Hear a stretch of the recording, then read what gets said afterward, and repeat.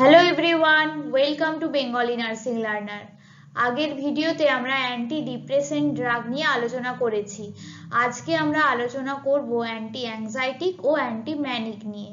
তাহলে চলো দেরি না করে শুরু করা যাক।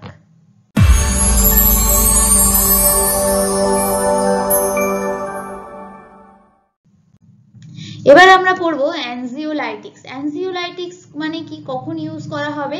যখন অ্যাংজাইটি বা সিজার থাকবে সেগুলোকে কমানোর জন্য যে ড্রাগটা দেওয়া হবে সেগুলো হলো অ্যানজিওলাইটিক। এর মধ্যে প্রথমেই আমরা পড়বো কি, বেনজোডাইজিপাইন। বেনজোডাইজিপাইনের মধ্যে উদাহরণ কি আছে? লাম আর পাম। তার মধ্যে অ্যালপ্রাজোলাম, মিডাজোলাম, ক্লোনাজিপাম, নাইট্রাজিপাম। এবার এইগুলো আবার তিন ভাগে ভাগ করতে পারি আমরা। কি কি? একটা ভেরি শর্ট অ্যাক্টিং, তার মধ্যে কি আছে? মিডাজোলাম। তারপর শর্ট অ্যাক্টিং, সেটা কি? অ্যালপ্রাজোলাম। তারপর লং অ্যাক্টিং, সেটা কি? ক্লোনাজিপাম। এই সমস্ত ড্রাগগুলো খুব কুইক অ্যাক্ট করে এবং তার জন্য কি হয়, এগুলো খুব সিডেটিভ হয় এবং সেটা পেশেন্টদের জন্য খুব ডেঞ্জারাস হয়। এবার এই সমস্ত ড্রাগগুলো একদমই সেফ নয় লং টার্ম ইউজের ক্ষেত্রে, কারণ এগুলো খুবই অ্যাডিকটিভ। পেশেন্ট সহজেই এর অ্যাডিকশন ছাড়তে পারে না, তাই লং টার্ম ইউজ করলে এগুলোর অ্যাডিকশন চলে আসতে পারে, তাই এগুলো লং টার্ম ইউজ করা যাবে না। নেক্সট পড়বো আমরা, এখানে কি হচ্ছে, মেকানিজম অফ অ্যাকশনে যে নিউরন আছে তার অ্যাক্টিভিটিটাকে স্লো করে দিচ্ছে গাবা, মানে গামা অ্যামাইনো বিউটারিক অ্যাসিডের পরিমাণটাকে ইনক্রিজ করে। কিভাবে মনে রাখবে? গাবা মানে ধরো গ্র্যান্ডমা, সে কি করে, আমাদেরকে গল্প বলে, মাথা আমাদের ঠান্ডা করে দেয়, মাথা দিয়ে আমরা ঘুমিয়ে পড়ি। তেমনি গাবা কি করছে, তার অ্যাক্টিভিটিটাকে ইনক্রিজ করে সেন্ট্রাল নার্ভাস সিস্টেমকে শান্ত করে দিচ্ছে, যার জন্য অ্যাংজাইটি রিডিউস হয়ে যায়। তাহলে এটা ভালো করে মনে রাখতে পারবে। এবার এর ফলে কি হয়, অ্যাংজাইটি, সিজার এগুলো রিডিউস হয় এবং এই সময় একদম মানে ওয়াইন বা যে কোনো ড্রিঙ্কিং অ্যালকোহল একদম ভাবে বন্ধ করে দেওয়া উচিত, কারণ আরো না হলে বেশি করে সিডেশন তৈরি হবে এবং এই সময় কোনো মেশিন চালানো যাবে না বা ড্রাইভ করা যাবে না, কারণ এই সময় এমনিতেই একটা সিডেটিভ এফেক্ট থাকছে, সাথে হার্ট রেট স্লো হয়ে যায়, রেসপিরেশন স্লো হয়ে যায়, একটা কাম রিল্যাক্স একটা মেন্টাল স্টেট তৈরি হয়। এবার সাইড এফেক্টস এর মধ্যে কি আছে? সিডেশন প্রথমেই বলেছি, তারপরে লো বিপি, লো রেসপিরেটরি রেট, লো পালস, তারপরে স্লো ব্রেন অ্যাক্টিভিটি, রেসপিরেটরি ডিপ্রেশনও হতে পারে। এবার এই সময় টক্সিসিটি যদি হয়ে যায়, তখন বেনজোডাইজিপাইনের অ্যান্টিডোটস হলো ফ্লুমাজেনিল। ফ্লুমাজেনিল হলো অ্যান্টিডোট অফ বেনজোডাইজিপাইন। নেক্সট আমরা পড়বো বারবিচুরেট। বারবিচুরেটের মধ্যে কি আছে? এক্সাম্পল ফেনোবারবিটল। ফেনোবারবিটলের এটাও একটা খুব হাইলি সিডেটিভ এবং ডেঞ্জারাস, কারণ এটাও খুব বেশি অ্যাডিকটিভ। এবার এটাও ধরো বডিতে 3 থেকে 5 দিন পর্যন্ত থেকে যেতে পারে, তাই টক্সিসিটির চান্স খুব বেশি হয় এবং সাইড এফেক্ট হিসেবে হাইপোটেনশন, রেসপিরেটরি ডিপ্রেশন এগুলো দেখা যায়। এবার এটা আমরা কিভাবে মনে রাখবো বলতো? বারবিচুরেট মানে কি, বার কথাটা আসছে, এবার বারে গিয়ে সবাই কি একটা সিডেশন হয়ে যায়, একটু হচ্ছে স্লিপিনেস হয়ে যায়, তাই এটা আমরা এইভাবে মনে রাখবো যে এখানে খুব বেশি টাইম ধরে থাকলে আরো বেশি পরিমাণে সিডেশন দেখা দিতে পারে। নেক্সট নন বেনজোডাইজিপাইনের মধ্যে আছে ইথানল, জলপিডেম, এগুলো হাইপনোটিক্স হিসেবে ইউজ করা হয়। এবার আমরা পড়বো আটিপিক্যাল অ্যানজিওলাইটিক, তার মধ্যে আছে বিসপিরন, যেটা আমরা মনে রাখতে পারি বাসপিরন হিসেবে। কেন বাসপিরন হিসেবে মনে রাখবো? বাস কি স্লো চলে তো, কিন্তু যখন তখন আমরা সেটাকে ছেড়ে দিতে পারি, বাস থেকে নেমে যেতে পারি, তাই না? তাই এই বাসপিরন বা বিসপিরন সেটা কি হয়, slow but easy to quit, মানে যখন তখন আমরা ছেড়ে দিতে পারি, কারণ এর কোনো ডিপ্রেশন এফেক্ট থাকে না, কোনো উইথড্র সিমটম থাকে না। কিন্তু এটা যেহেতু খুব তাড়াতাড়ি অ্যাকশন করে না, তাই এর থেরাপিউটিক এফেক্ট পেতে গেলে অনেক দিন এটাকে ইউজ করতে হয়, মানে 2 থেকে 4 সপ্তাহ ধরো ইউজ করতে হয়। কিন্তু যেহেতু কোনো অ্যাডিকশন থাকে না, তাই লং টার্ম ইউজের ক্ষেত্রেও কোনো প্রবলেম হয় না। এটা হলো আটিপিক্যাল অ্যানজিওলাইটিক। এবার পড়বো আমরা অ্যান্টিম্যানিক বা মুড স্টেবিলাইজার। তার মধ্যে একদম সবার প্রথমে যেটা ইম্পর্টেন্ট সোডিয়াম ভ্যালপ্রোরেট। এখানে সোডিয়াম ভ্যালপ্রোরেট এই কাজে ইউজ করা হয় বা মেকানিজম অফ অ্যাকশন কি, এখানে গাবা কাজ করছে। গাবা কি করে, অ্যাক্টিভেশন হয়ে যায়, তার ফলে নিউরোনাল যে এক্সাইটেবিলিটি আছে সেটাকে রিডিউস করে, তার ফলে কি হয় যে ম্যানিক এপিসোড সেটা রিডিউস হয়ে যায়। এবার এই সময় কি হয়, ধরো ভ্যালপ্রোরেট মানে এখানে ভ্যাল মানে উচ্চারণের সময় অনেকগুলো এল এল কাজ করছে না, তাই এটা আমরা কিভাবে মনে রাখতে পারি, লিভার টক্সিসিটি মানে এল ফর লিভার টক্সিসিটি। তারপর লো প্লেটলেট কাউন্ট মানে থ্রম্বোসাইটোপেনিয়া। তাছাড়া প্রেগনেন্সি, আনওয়ান্টেড প্রেগনেন্সি আসতে পারে, কারণ এই সময় ওরাল পিল ঠিকঠাক কাজ করে না, মেকানিজম অফ অ্যাকশনটা স্লো ডাউন হয়ে যায়। এছাড়া আছে কার্বামাজিপাইন। এই কার্বামাজিপাইনে কি হয়, সিজার, বাইপোলার ডিসঅর্ডার এইসবের ক্ষেত্রে দেওয়া হয়, কিন্তু এটা অ্যাকচুয়ালি অ্যান্টিম্যানিক বা মুড স্টেবিলাইজার এজেন্ট হিসেবে কোনো মেকানিজম অফ অ্যাকশন নেই। এটা কি হয় যে সিজারের ক্ষেত্রে ইউজ করা হয়, মানে এটা অ্যান্টি কনভালসেন্ট অ্যাকশন আছে।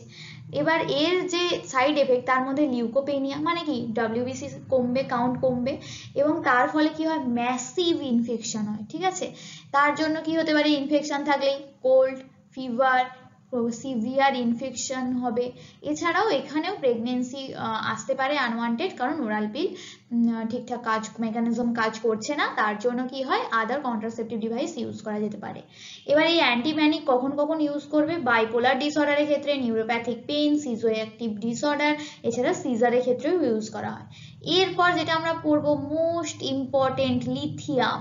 তাহলে চলো, এরপর লিথিয়াম হলো একটা খুব important and commonly use drug, mood stabiliser. এটার থেরাপিউটিক লেভেল হলো 0.6 থেকে 1.2 milli equivalent per litre.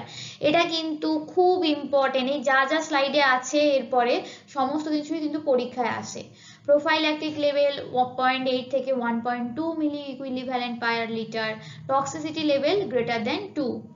Neurologic যে এফেক্ট আছে, সাইড এফেক্টের মধ্যে কি, neurologic effect, renal effect, cardiovascular effect, gastrointestinal effect, dermatological effect, pregnancy and lactation. নিউরোলজিক্যালের মধ্যে কি হতে পারে, মোটর হাইপার অ্যাক্টিভিটি হতে পারে, ট্রিমার হতে পারে, মাসকুলার উইকনেস, সিজার, এই সমস্ত কিছু হতে পারে। রেনালের ক্ষেত্রে পলিডিপসিয়া, পলিউরিয়া, নেফ্রোটিক সিনড্রোম। কার্ডিওভাস্কুলারের মধ্যে টি ওয়েভ ডিপ্রেশন, তারপরে গ্যাস্ট্রোইন্টেস্টাইনের মধ্যে নজিয়া, ভমিটিং, ডায়রিয়া, এরকম অনেক সাইড এফেক্ট আছে। এবার কখন কখন লিথিয়াম দেব না, বিগ নো নো, এটা খুব ইম্পর্টেন্ট, মানে কন্ট্রা ইন্ডিকেশন। কখন, যখন লিথিয়াম টক্সিসিটি থাকবে তখন দেব না, যদি cardiac, renal, thyroid, neurological dysfunction থাকে, বা এলডারলি পেশেন্ট যাদের হয়তো অলরেডি রেনাল বা কার্ডিয়াক ডিসাবিলিটি কোনো ডিজিজ আছে, তাদের জন্য দেব না। এছাড়া প্রেগনেন্সির ক্ষেত্রেও দেব না, সিভিয়ার ডিহাইড্রেশনে দেব না, কারণ অলরেডি হচ্ছে রেনাল ফাংশন ঠিক নেই, তাই আরো বেশি পরিমাণে দেব না, কারণ তখন বেশি করে লিথিয়াম টক্সিসিটি হতে পারে। এছাড়া যদি কোনো সিজারের হিস্ট্রি থাকে তখনও দেব না, আর হাইপোন্যাট্রিমিয়া থাকলেও দেব না। মোড অফ অ্যাকশনের মধ্যে কি আছে, এ কি কাজ করছে, প্রি সাইন্যাপটিক যে নিউরন আছে সেখানে রিআপটেকের পরিমাণ বাড়াচ্ছে নরএপিনেফ্রিনের। রিআপটেক কি, সেটা পার্ট 1 এর ভিডিওতে খুব ভালো করে বলা আছে, তোমরা আই বাটনে ক্লিক করে ভিডিওটা দেখতে পারো। এছাড়া কি করে, যে ক্যাটাকোলামাইনগুলো রিলিজ হচ্ছে তা সেগুলোকে ইনহিবিট করছে। এবার সেটাই কি হয়, এই ফসফোইনোসিটল পাথওয়ের মাধ্যমে আমাদের ক্যাটাকোলামাইন রিলিজ হচ্ছে। এবার তখন কি হয়, এইখানে লিথিয়াম অ্যাক্ট করছে, এবং এখানে লিথিয়াম যে এগুলো আছে, এনজাইমগুলো আছে, সেগুলোকে ইনহিবিট করে দিচ্ছে, তার ফলে এই ট্রান্সফারটা হচ্ছে না। এছাড়া কি করে, পোস্ট সাইন্যাপটিক রিসেপ্টরে সেরোটোনিনের সেন্সিটিভিটিটাকে, এই যে পোস্ট সাইন্যাপটিক রিসেপ্টর, এখানে সেরোটোনিনের সেন্সিটিভিটিটাকে ডিক্রিজ করে দেয়। এবার nurses responsibility for lithium therapy, এটা খুব ইম্পর্টেন্ট, অনেকবার পরীক্ষায় আসে এবং শর্ট নোট হিসেবেও আসতে পারে, তাই এটা খুব ইম্পর্টেন্ট। এটা আমি শ্রীবাণীর বই থেকেই লিখেছি, তোমরা শ্রীবাণীর বইও ফলো করতে পারো, বা এটা আমার স্লাইডটাও একবার শুনে নিতে পারো। এখানে কি আছে, প্রি লিথিয়াম ওয়ার্কআপের মধ্যে সমস্ত ফিজিক্যাল হিস্ট্রি থেকে শুরু করে ইসিজি, সমস্ত ব্লাড স্টাডিজ, ইউরিন এক্সামিনেশন সব ভালো করে আগে করে নিতে হবে লিথিয়াম থেরাপির আগে। এবং তারপরে যে যদি কোনো পেশেন্ট আছে যার হয়তো কিডনি ডিসফাংশন আছে তাদের কিন্তু খুব বেশি করে রেনাল ফাংশন টেস্ট করতে হবে, কারণ লিথিয়ামের সাইড এফেক্ট কিন্তু রেনালে আছে। এছাড়া থাইরয়েড ফাংশন টেস্ট করতে হবে, কারণ এই সময় কি হয়, থাইরয়েড গ্ল্যান্ড ডিপ্রেসড হয়ে যায়। এবার যখন লিথিয়াম চলবে, ড্রাগটা চলছে অনগোয়িং, তখন কি করবে যাতে লিথিয়াম টক্সিসিটি না হয়, তখন কি করবে, যাতে পেশেন্ট রেগুলার বেসিসে লিথিয়াম খায় এবং একই টাইমে যেন রোজ ওই লিথিয়ামটা সে খাচ্ছে সেটা আমাদেরকে অবজার্ভ করতে হবে। এবার ধরো যে কোনো ডোজ ভুলে গেল, তখন কি করতে হবে যে যতক্ষণ না পরের ডোজের টাইম আসছে ততক্ষণ ওয়েট করতে হবে, কিন্তু একই টাইমে দুটো ওষুধ একসাথে খাওয়া যাবে না, তাহলে কিন্তু লিথিয়াম টক্সিসিটি হবে। নেক্সট বলেছে যে এখানে অনেক মাইল্ড সাইড এফেক্ট হতে পারে, যেমন ফাইন হ্যান্ড ট্রিমার হতে পারে, থ্রাস্ট বাড়তে পারে, ইউরিনেশন বাড়তে পারে, নজিয়া, অ্যানোরেক্সিয়া হতে পারে। কিন্তু যখনই এটা বাড়াবাড়ি হয়ে যাচ্ছে, মানে হয়তো কোর্স ট্রিমার হয়ে যাচ্ছে বা হার্ড ট্রিমার হচ্ছে, নজিয়া ভমিটিং অনেক বেশি পরিমাণে ইনক্রিজ করছে, তারপরে মেমোরি কনসেন্ট্রেশন এগুলো সব ইম্পেয়ার হয়ে যাচ্ছে, ল্যাথার্জি কনফিউশন হচ্ছে, তখন কিন্তু লিথিয়াম টক্সিসিটির চান্স আছে। তাই লিথিয়াম টক্সিসিটি হচ্ছে কিনা সেগুলো ভালো করে দেখতে হবে। এই মাইল্ড সিমটমগুলো কিন্তু কখনোই লিথিয়াম টক্সিসিটিকে রিপ্রেজেন্ট করে না।